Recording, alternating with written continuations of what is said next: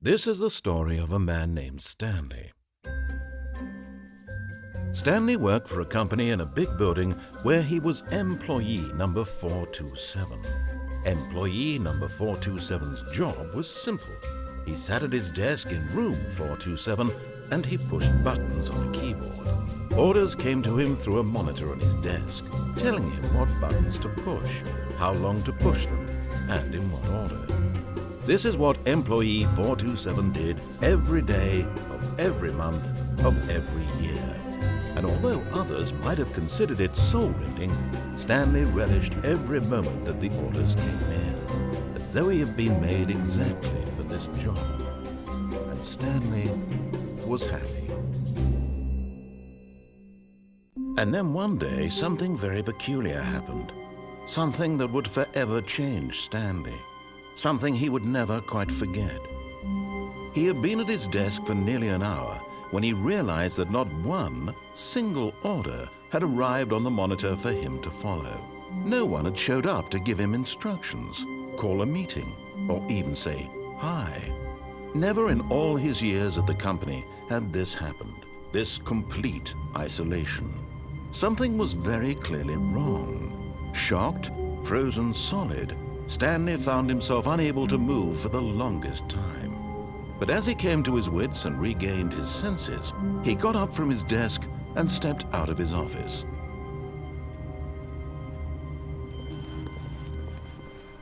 All of his co-workers were gone. What could it mean? Stanley decided to go to the meeting room. Perhaps he had simply missed a memo.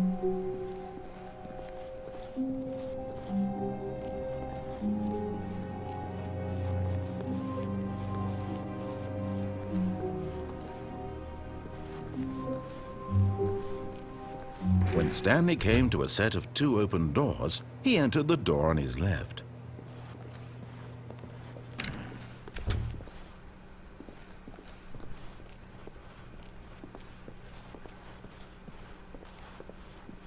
Yet there was not a single person here either.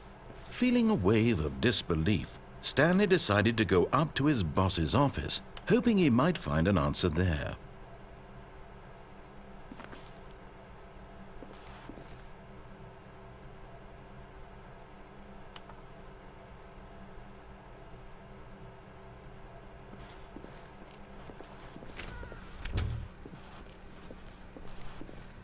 Coming to a staircase, Stanley walked upstairs to his boss's office.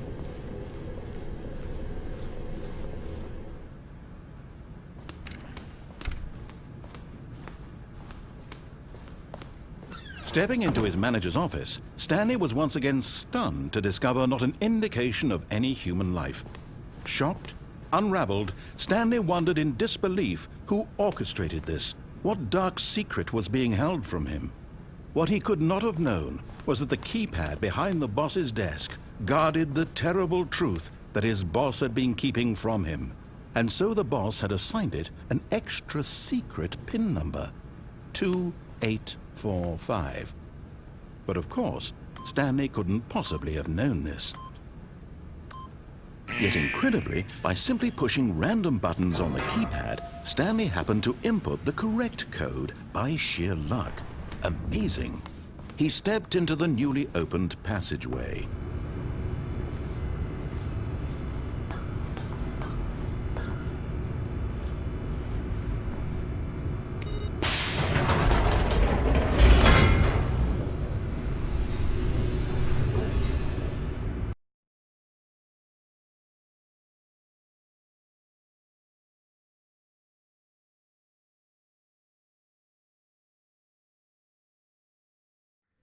Descending deeper into the building, Stanley realized he felt a bit peculiar.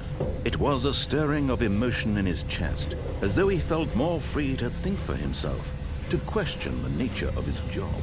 Why did he feel this now, when for years it had never occurred to him? This question would not go unanswered for long.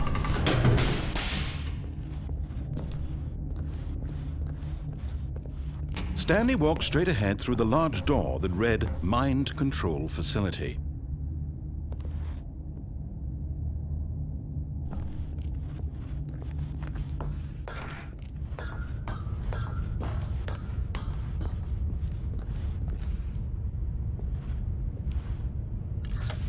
The lights rose on an enormous room packed with television screens. What horrible secret did this place hold? Stanley thought to himself. Did he have the strength to find out?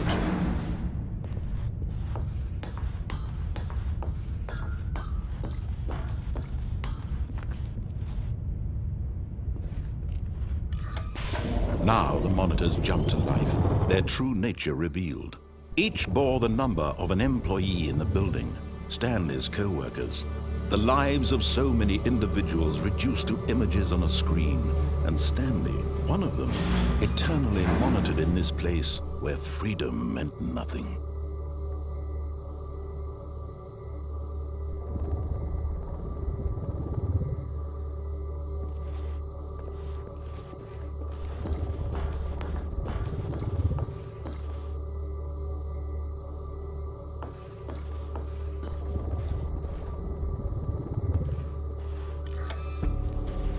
This mind control facility, it was too horrible to believe. It couldn't be true.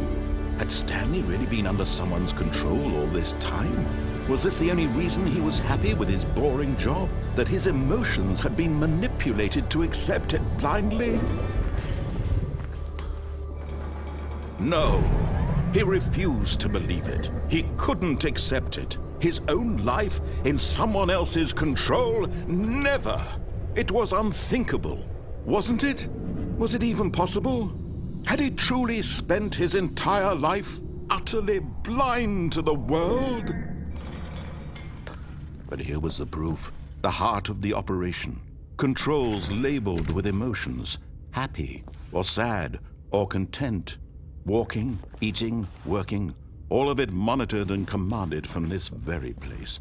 And as the cold reality of his past began to sink in, Stanley decided that this machinery would never again exert its terrible power over another human life. For he would dismantle the controls once and for all.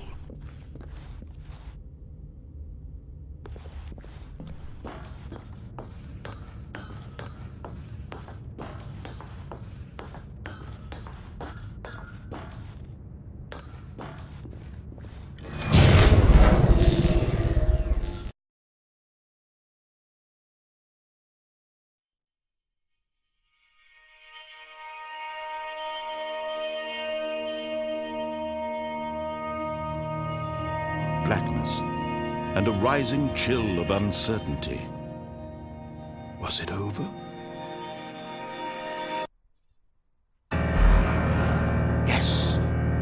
He had won! He had defeated the machine, unshackled himself from someone else's command. Freedom was mere moments away. And yet, even as the immense door slowly opened, Stanley reflected on how many puzzles still lay unsolved. Where had his co-workers gone? How had he been freed from the machine's grasp? What other mysteries did this strange building hold? But as sunlight streamed into the chamber, he realized none of this mattered to him, for it was not knowledge or even power that he had been seeking, but happiness. Perhaps his goal had not been to understand, but to let go. No longer would anyone tell him where to go, what to do, or how to feel. Whatever life he lives, it will be his. And that was all he needed to know. It was perhaps the only thing worth knowing. Stanley stepped through the open door.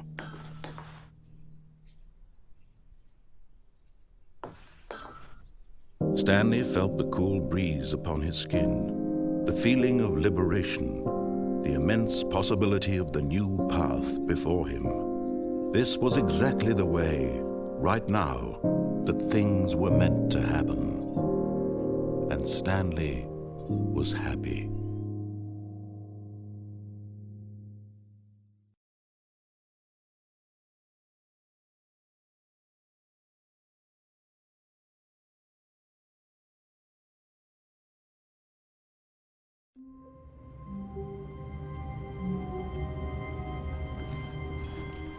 All of his co-workers were gone. What could it mean?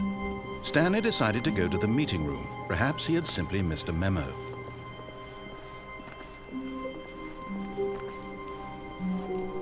When Stanley came to a set of two open doors, this was not the correct way to the meeting room, and Stanley knew it perfectly well. Perhaps he wanted to stop by the employee lounge first, just to admire it.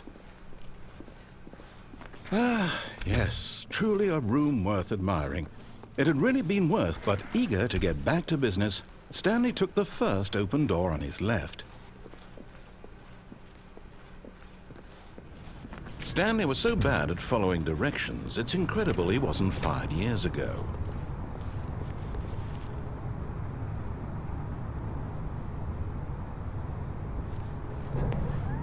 Look, Stanley, I think perhaps we've gotten off on the wrong foot here.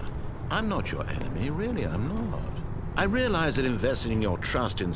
But in his eagerness to prove that he is in control of the story and no one gets to tell him what to do, Stanley leapt from the platform and plunged to his death. Good job, Stanley. Everyone thinks you are very powerful.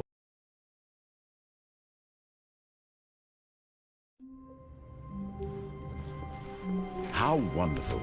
Stanley was alone. Finally. This is great, he thought to himself. This is what I've wanted all along. I got what I wanted. When Stanley came to a set of two open doors, he entered the door on his left. This was not the correct way to the meeting room, and Stanley knew it perfectly well. Perhaps he wanted to stop by the employee lounge first, just to admire it.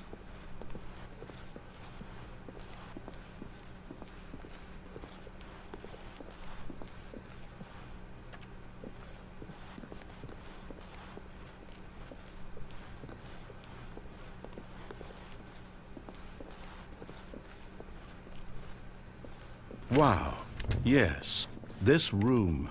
What a beautiful room. What a gorgeous, gorgeous room.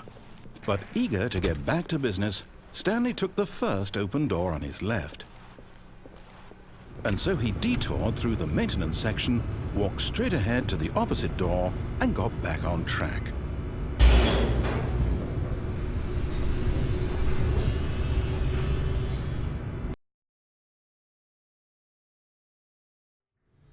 But Stanley didn't want to go back to the office. He wanted to wander about and get even further off track. So now in order to get back, he needed to go, from here it's, oh, no, it's to the right, my mistake. No, not the right. Why would I have ever said it was to the right? What was I thinking? It's clearly... Oh dear, would you hold on for a minute, please? Now, let's see, we went down right, left, down, left, right. Yep, okay, yes. I've got it now. This story is absolutely, definitely this way.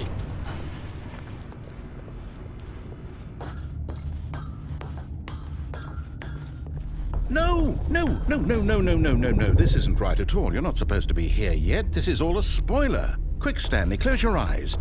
Okay. We just have to get back to, oh, who am I kidding? It's all rubbish now. The whole story completely unusable. How about, rather than waste my time trying to salvage this nonsense, we'll just restart the game from the beginning. And this time, suppose we don't wander so far off track, Okay, from the top.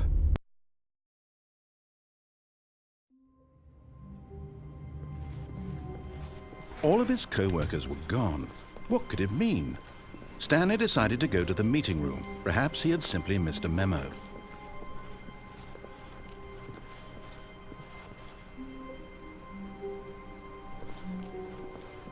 When Stanley...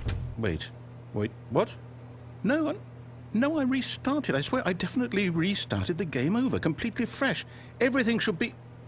Oh, did something change? Stanley... Did you change anything when we were back in that room with all the monitors? Did you move the story somewhere or... Hold on. Why am I asking you? I'm the one who wrote the story. It was right here just a minute ago. I know for sure that it's here somewhere. Okay, then. It's an adventure. Come, Stanley. Let's find the story.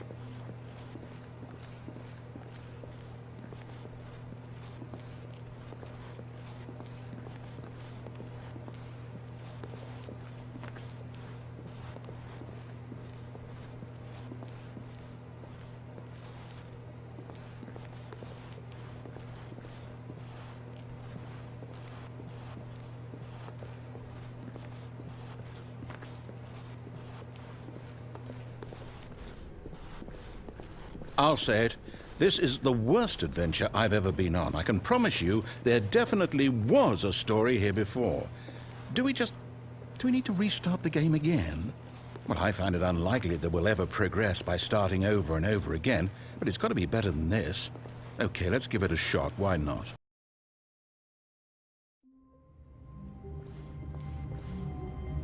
All of his co-workers were gone. What could it mean? Stanley decided to go to the meeting room. Perhaps he had simply missed a memo.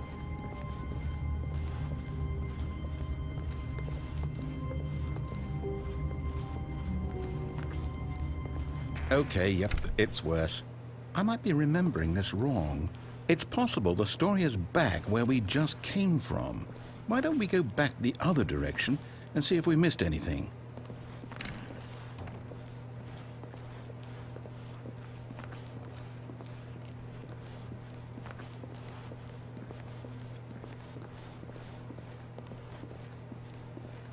Aha!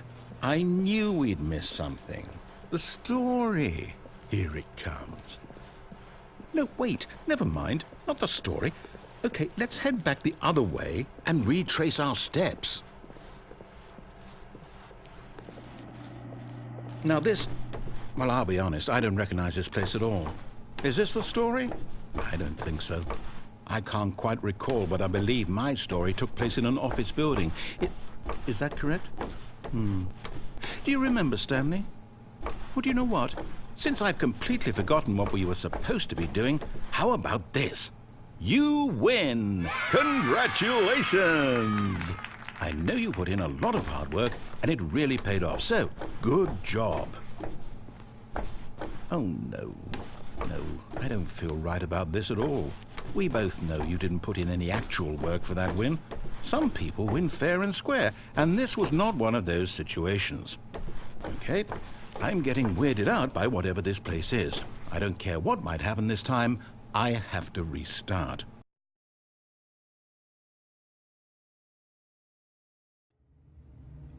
All right, I've got a solution. This time, to make sure we don't get lost, I've employed the help of the Stanley Parable adventure line. Just follow the line. How simple is that?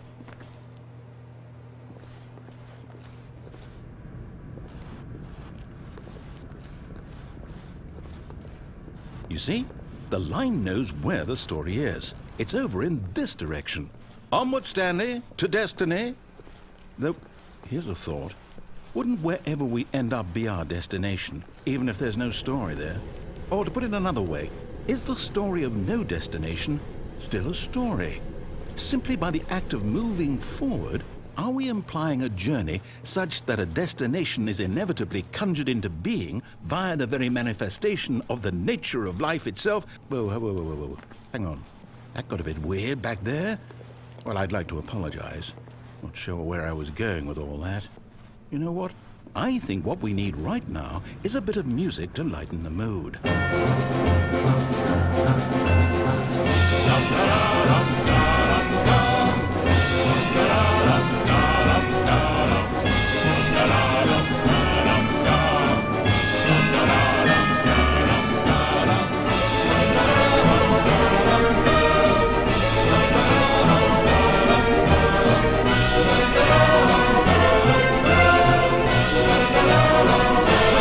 Cut the music, go back and look at that fern. Wait, what? We're back at the office? No. Line, you do know we're looking for the Stanley Parable, right? The story? Is any of this ringing a bell? Oh, no, not again. Line, how could you have done this to us? And after we trusted you, after everything we've been through, you... Oh, I can't take this anymore. To hell with it. Restart.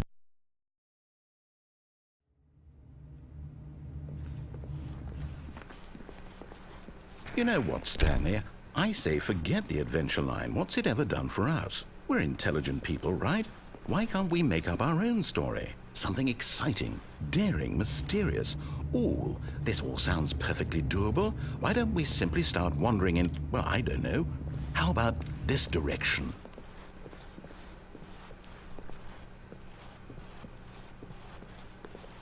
Now, Yes, this is exciting. Just me and Stanley forging a new path, a new story. Well, it could be anything.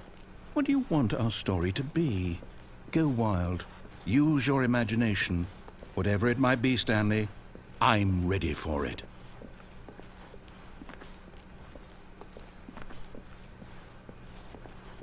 Oh, no, not you again.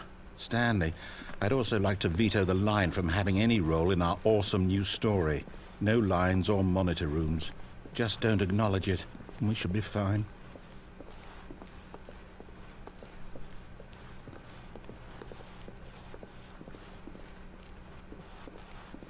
Ah, a choice. We get to make a decision. From here, the story is in our control. How important we mustn't squander the opportunity. In fact, I believe I need a minute to think here. Just walk in circles for a minute. Okay, so I know that each door has to lead somewhere, which means that somewhere at the place where we're trying to go, there must be a reverse door that leads here.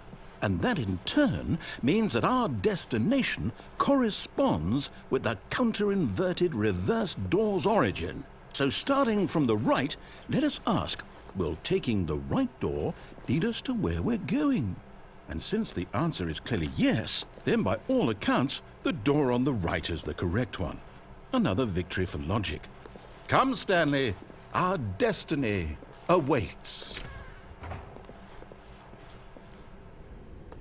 Oh, hold up, what's this? The confusion ending. You're telling me that's what this is? It's all one giant ending? And we're supposed to restart the game, what, eight times? That's really how all this goes? It's all determined? So now, according to the schedule, I restart again. Then what? Am I just supposed to forget? Well, what if I don't want to forget? My mind goes blank simply because it's written here on this thing, wall. Well, who consulted me? Why don't I get to decide? Why don't I get a say in all of this? Is it really? No, it can't be. I don't want it to be. I don't want the game to keep restarting. I don't want to forget what's going on. I don't want to be trapped like this. I won't restart the game. I won't do it. I won't do it. I won't do it. And the timer stopped? Does that mean, did we do it? Did we break the cycle? The, whatever it is that made this schedule? How would we even know? Will someone come for us? Will something happen? So, okay. I guess now we just wait, you know. I suppose in some way that this is a kind of story, wouldn't you agree? I'm not quite sure if we're in the destination or the journey, though they're always saying that life is about the journey and not the destination, so I hope that's where we are right now. We'll find out, won't we? Eventually. Well, in the meantime...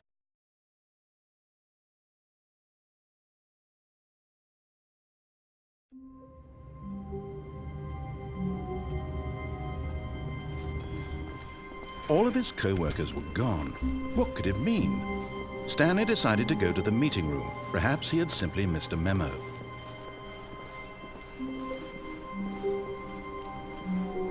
When Stanley came to a set of 2 open doors, he entered the door on his left.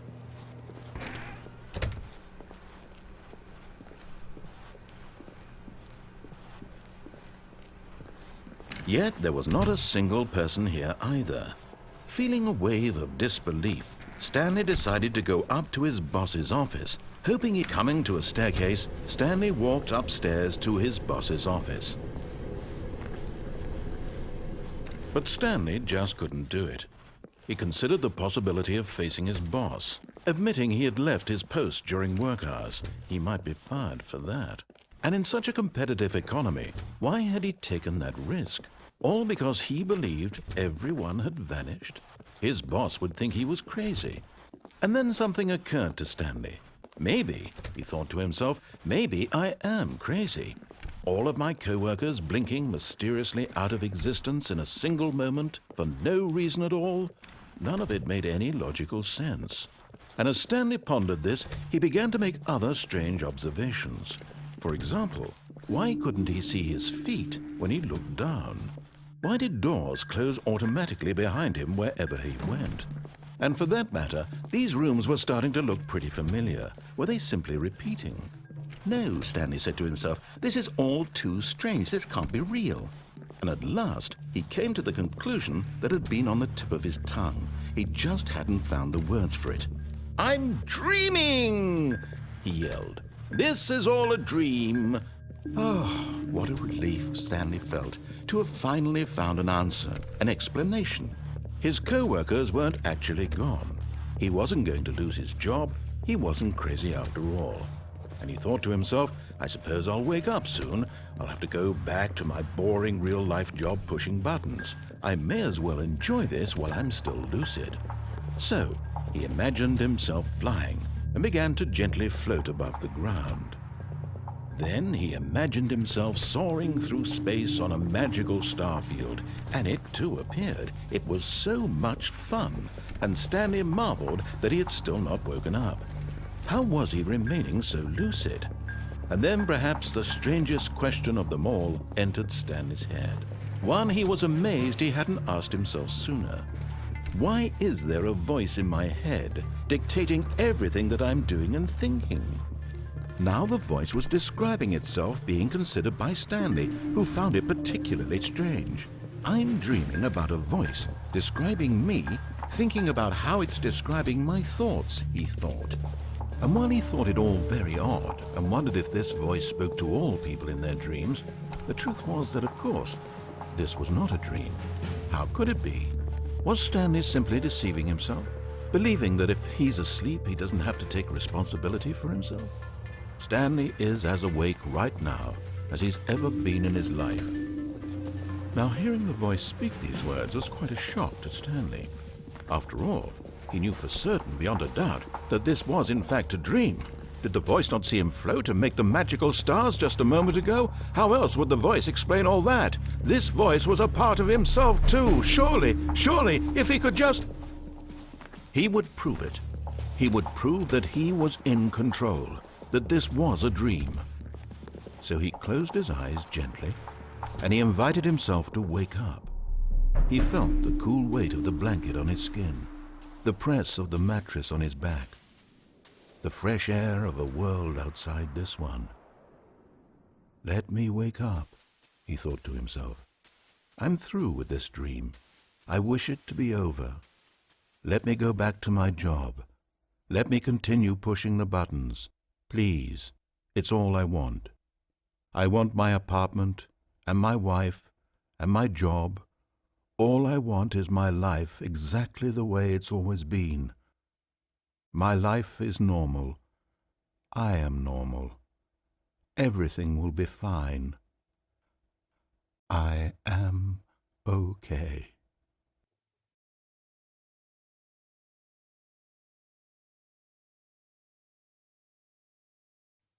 Stanley began screaming.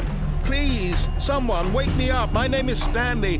I have a boss. I have an office. I am real. Please, just someone tell me I am real. I must be real. I must be. Can anyone hear my voice? Who am I? Who am I? And everything went black.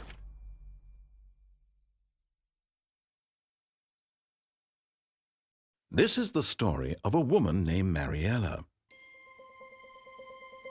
Mariella woke up on a day like any other. She arose, got dressed, gathered her belongings, and walked to her place of work. But on this particular day, her walk was interrupted by the body of a man who had stumbled through town talking and screaming to himself, and then collapsed dead on the sidewalk. And although she would soon turn to go call for an ambulance, for just a few brief moments she considered the strange man. He was obviously crazy. This much she knew. Everyone knows what crazy people look like. And in that moment, she thought to herself how lucky she was to be normal. I am sane. I am in control of my mind. I know what is real and what isn't. It was comforting to think this, and in a certain way, seeing this man made her feel better. But then she remembered the meeting she had scheduled for that day. The very important people whose impressions of her would affect her career, and by extension, the rest of her life. She had no time for this, so it was only a moment that she stood there, staring down at the body. And then she turned and ran.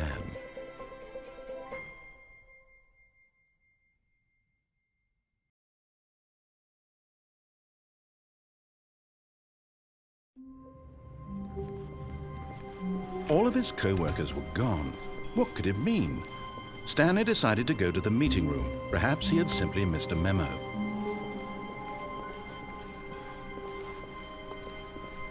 When Stanley came to a set of 2 open doors, he entered the door on his left.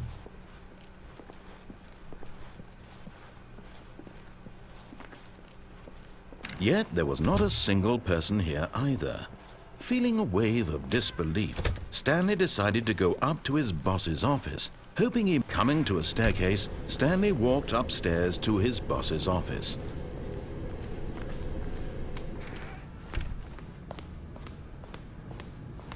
Stepping into his manager's office, Stanley was once again stunned to discover not an indication of any human life. What could it mean? Stanley wondered aloud to nobody. He began wildly tearing through papers on the boss's desk, pulling books off the shelf, looking behind paintings, desperate for clues to his situation. But his attention was caught by a keypad behind the boss's desk. What could its purpose be? In fact, this keypad guarded the terrible secret that lay buried below his feet. And so the boss had assigned it an extra secret PIN number, 2845. But of course, Stanley couldn't possibly have known this.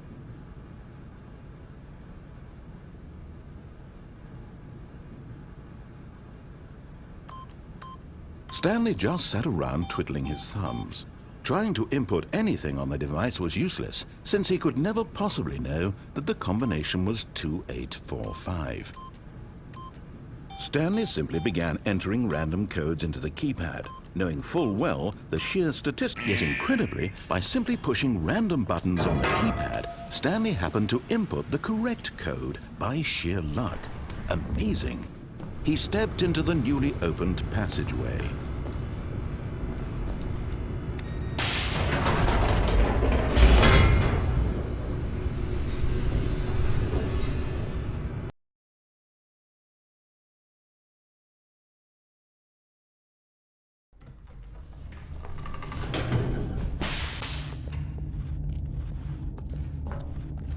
Stanley walked straight ahead through the large door that read Mind Control Facility.